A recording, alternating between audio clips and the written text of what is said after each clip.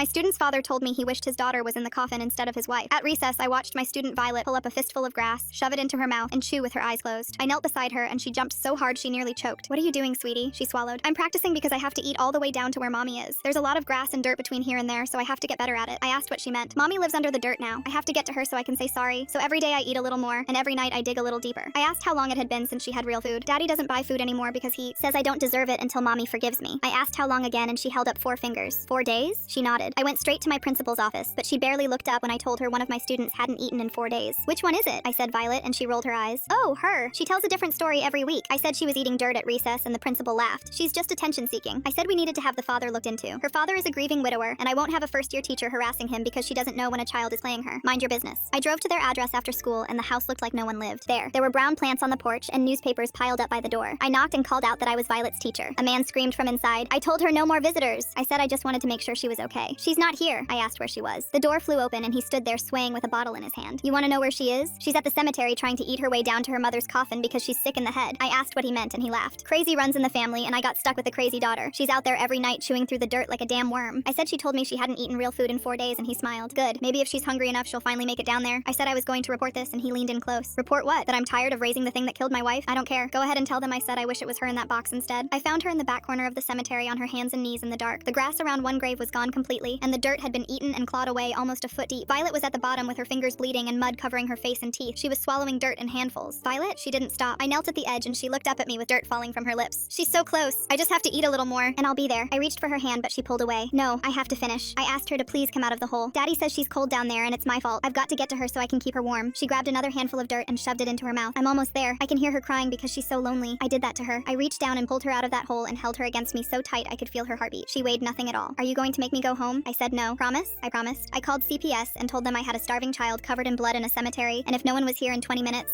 I would make sure someone lost their job. They got there in 10 minutes. Violet grabbed my sleeve. "Will you stay with me?" I promised her I would stay as long as she needed. She whispered, "That's good because I'm really tired of being alone."